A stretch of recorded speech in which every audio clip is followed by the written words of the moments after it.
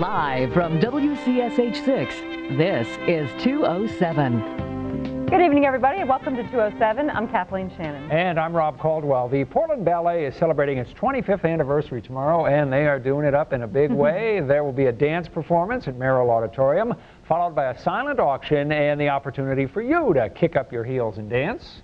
Go to it. We're going to talk to the founder of the Portland Ballet to find out more about this special occasion. And here she is, Miss America. Deirdre Downs is in Portland, was in Portland yesterday for a fundraiser to benefit the Miss Maine Scholarship Program. But the cause closest to her heart is childhood cancer. We're going to talk to her about her platform and how she plans to become a pediatrician when she gives up her crown next September. But first, James Woolsey is never one to mince words, and he's got a lot to say about world affairs that is worth listening to.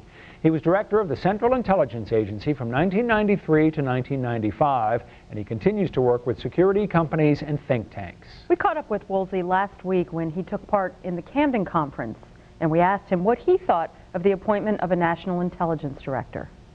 When you have terrorists like the ones who came after us 9/11, who meet to plan in Malaysia, live in Hamburg, Germany, train in Oklahoma City, and fly out of Logan Airport, you can't penetrate those groups or know anything about them unless you have the FBI and CIA working really closely together. And some things, on some issues, they do work closely together, but they're two very different cultures, and getting them to work together consistently will be a big job. Do you think enough has changed so that today we could prevent a 9/11 style attack? A lot has changed, but we shouldn't think that we're going to be able to prevent all attacks.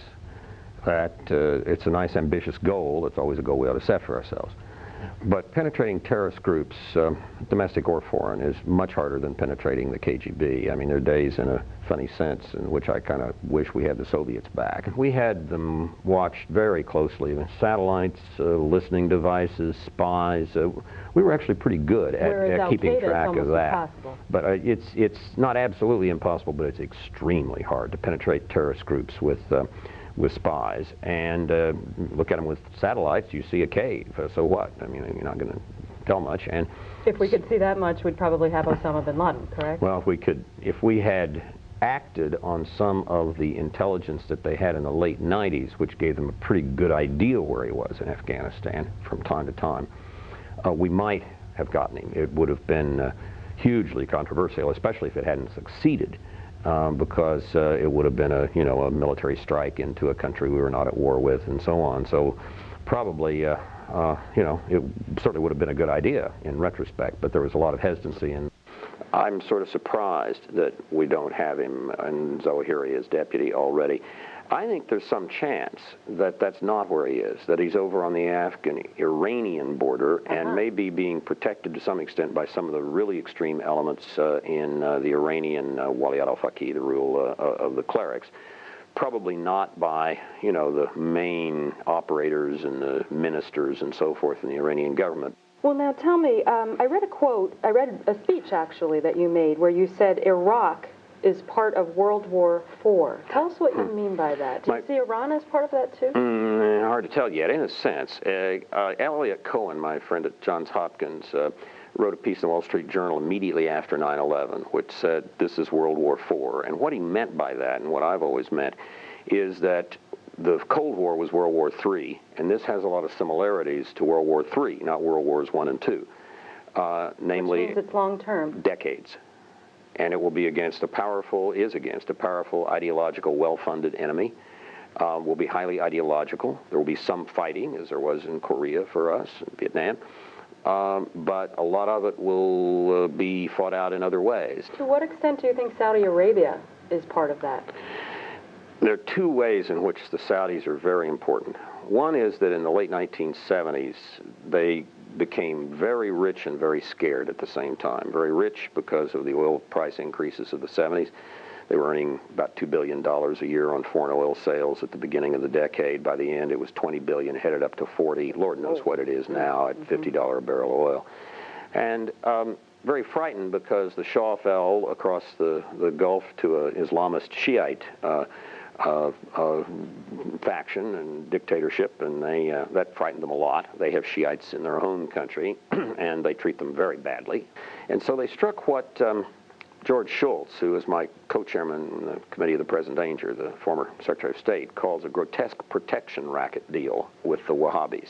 They have given the Wahhabis something between 85 and 90 billion, that's with a B, $billion, since the mid-1970s. 95 billion? 85 to 90, to spread Wahhabi Islamism around the world. Do you think this is the basis for groups like Al-Qaeda? Well, in a sense, it is a doctrine that I call it Islamist because I don't think we should give it credit for being part of Islam, although the Saudis certainly claim that it is the principal doctrine of Islam.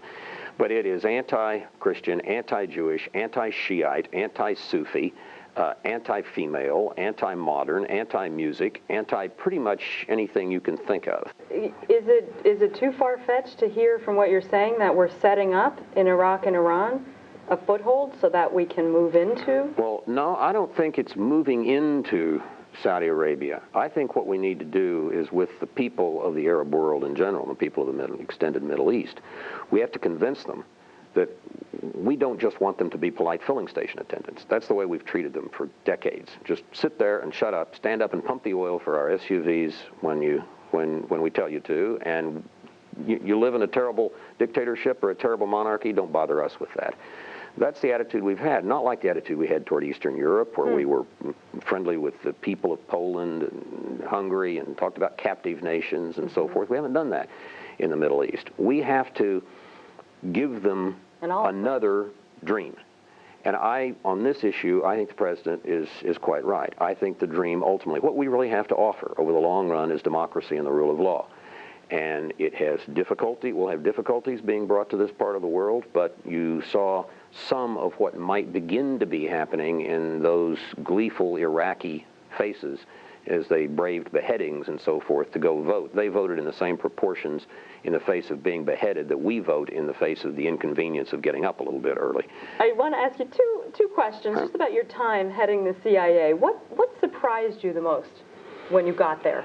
Well, it's a fascinating job. One does have access to a lot of things that the United States knows and a lot of things that, ways of acquiring information, some of which are absolutely fascinating. And one less than fully pleasant new notion was the great difficulty I had in getting to see the president. Indeed, when that little airplane crashed into the south lawn of the White House, right next to fall of '94. I'd been in the job nearly 2 years, and the White House staff joke was, that must be Woolsey still trying to get to see the president. Of course, he's talking about President Clinton there.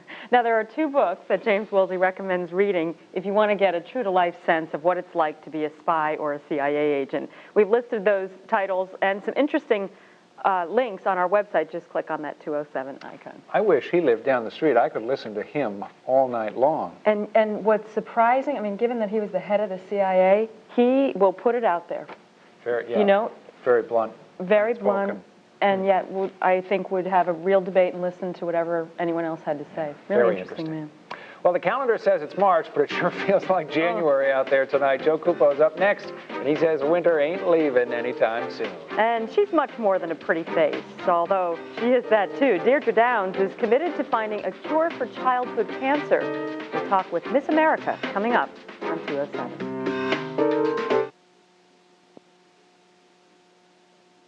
I would say that Operation Iraqi Freedom, which featured infantry movements of large numbers of troops a year ago, was not the war, it was the shaping operation. It merely shaped the battlefield for the real war, which in a media age is a war of an insurgency seeking to inflict just a small number of deaths each week in order to immobilize or demoralize the home front.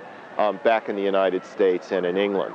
And the home front matters much more in a media age than it did even in earlier days of war. So it's a mixed record.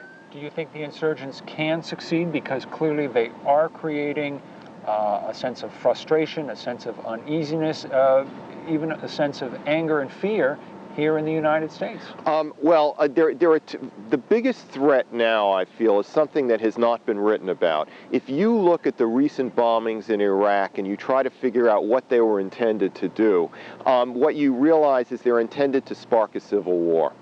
between Sunnis and Shiites and Kurds. That's what the jihadists are trying to do. Because if they can spark a civil war, then we clearly lose.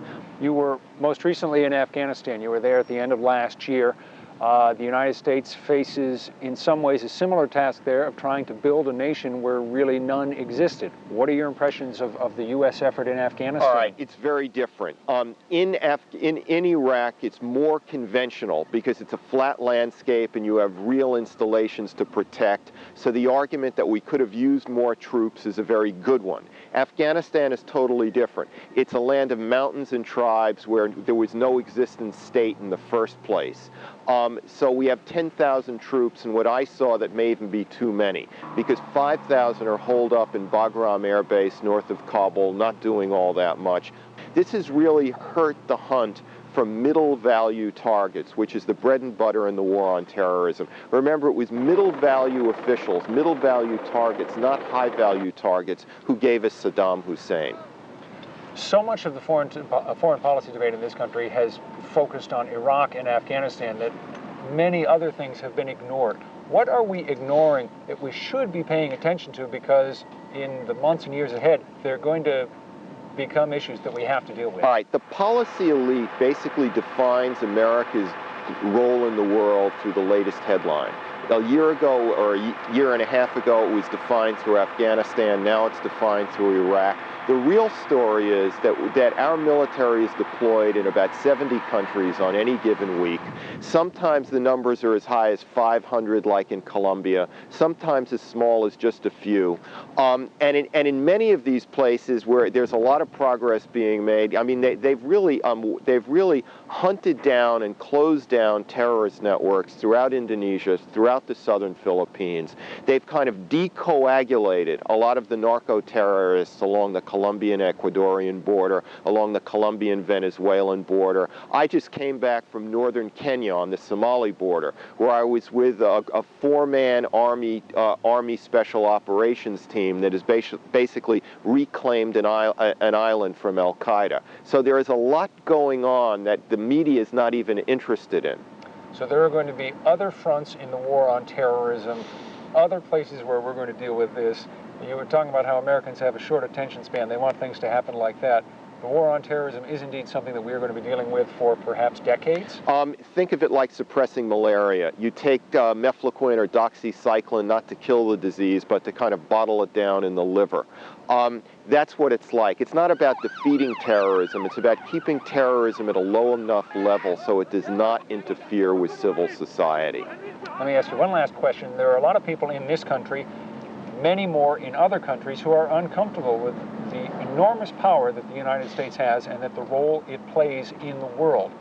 Is that going to change, or is that going to be a fact of life that the U.S. is going to be the great power without even a close second for a long time to come? Well, I can't speak to economic power and diplomatic power. There are a wide range of opinions on that. One thing I can say in terms of military power is the gap between the United States and Europe, which is our second biggest competitor, or not competitor, but just the second best military, or the gap between the U.S. and England or Australia, etc., is going to get wider, not narrower. And that is because, not just because of the technological edge, but because simply by being deployed in so many places and taking the brunt of the fighting in Iraq and Afghanistan, the U.S. military is improving by leaps and bounds in tactics that have nothing to do with technology.